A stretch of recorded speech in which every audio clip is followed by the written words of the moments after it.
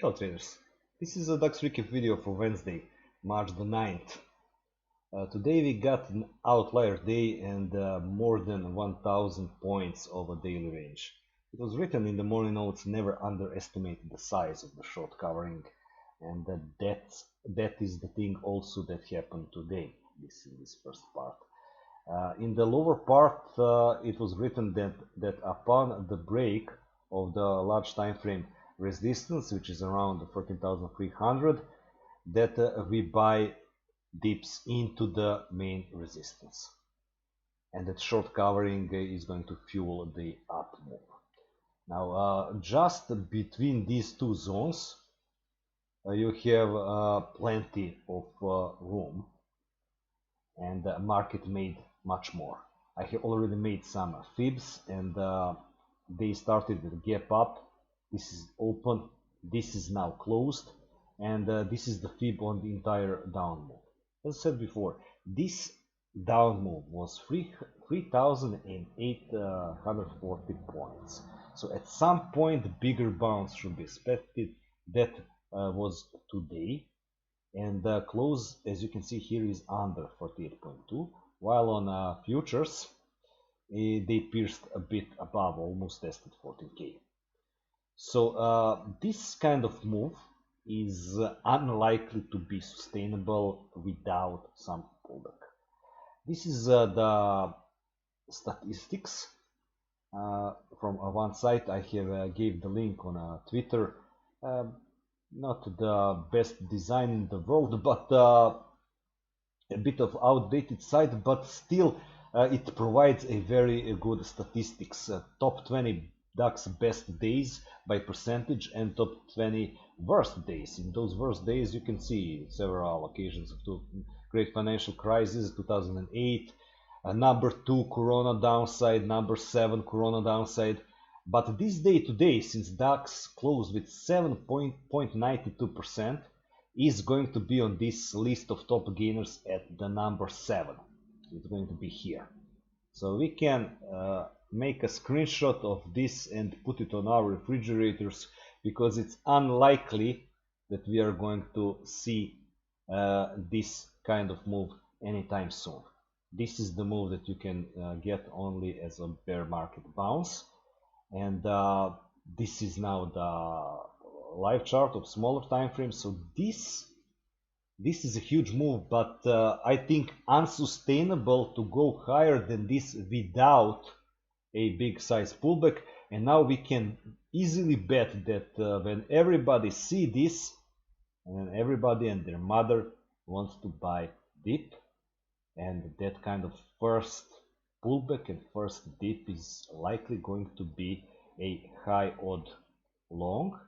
But until they made a dip, we could get some short opportunities, and then we could get, for example, a dip to here, then a bounce, or even to here and then a bounce. But then bounce may provide just a lower high, and they go down and so on. Many things could happen, but unlike today, it is very likely, which was clearly a one-directional day, and the market started here to build higher lows in the pre-market session, continued to do so, just one time framing in the RTH session.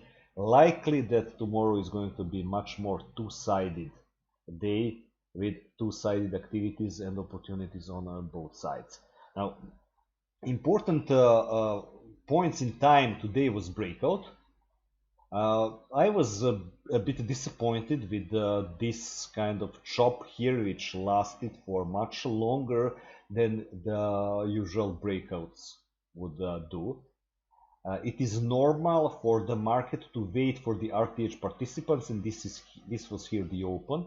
For RTH participants, for regular trading hour participants, to do that job, because unlikely that you're going to get huge breakouts in the pre-market session. So pre-market session prepared the market with the higher lows. They were here making good size rotations, and then they poked a bit after the open just to test our minor resistance zone. At that point in time, we still had those two options, that if they roll down below the zone, that could be a false break. I attempted that. I had like 70 points on it, but it came back to me.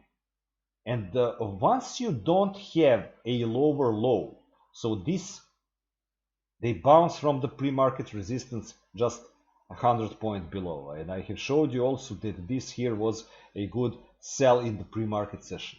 But then after this poke, they made here intraday level around 14,250, which is higher low.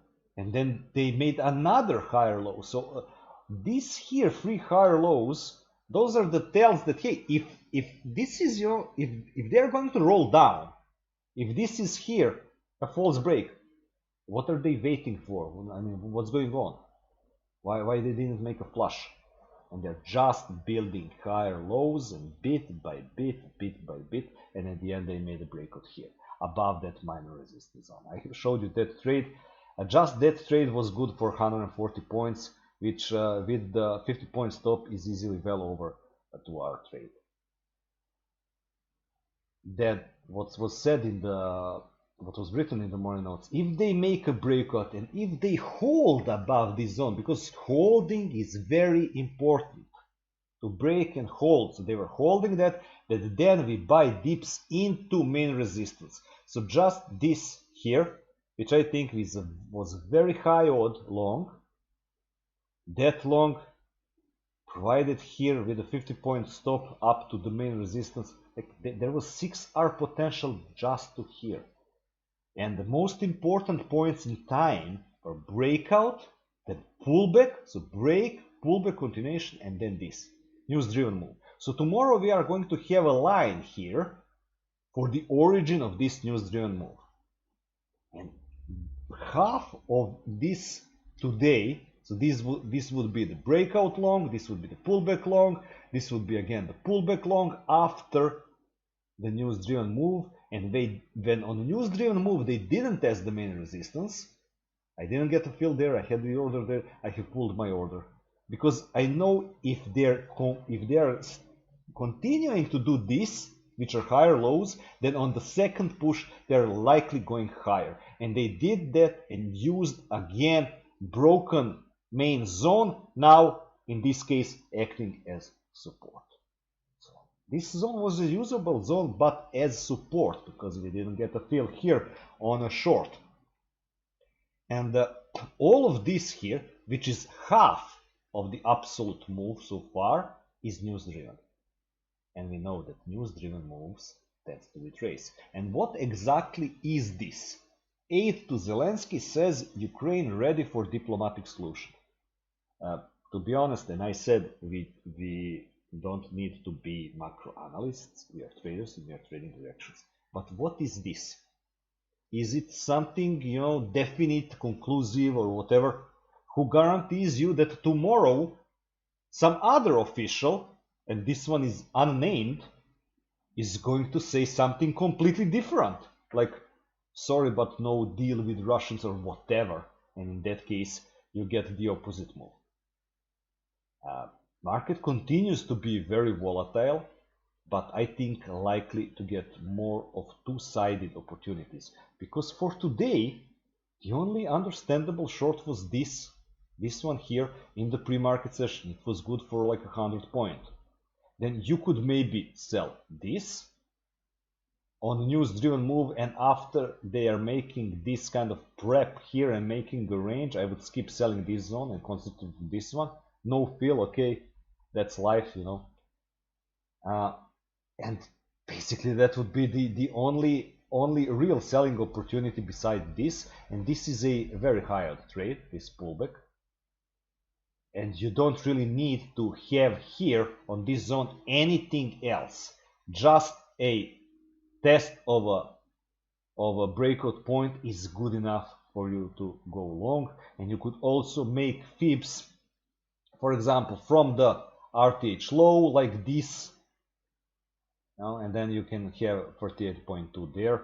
So you can have, here some other traders find there for VWAP, for example, some other things, and the more the merrier. But this is enough. This is enough. You got technical break, pullback, continuation, and again, just from here to the main resistance, we got like 300 points. So this is 6-hour potential on a 50-point stop. You cannot know that this is going to happen, but we know from the comment on Monday that headline risk works both ways. As it was working on the downside, like invasion on Ukraine, bang, everybody goes down. Now this is this news. Before they were holding, they were making here double bottom on futures, holding, making higher lows, and now all came together. Breakout, pullback, news, short covering, everything was together for today, and we got this. This is an outlier day, once again.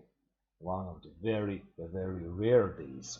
So that is the big picture. Now, this is that 38.2 Fib retrace of the entire down move, and this is on monthly. And you can see how price now at this point is back above these highs from the previous years here, above 40,600 and above 40,824.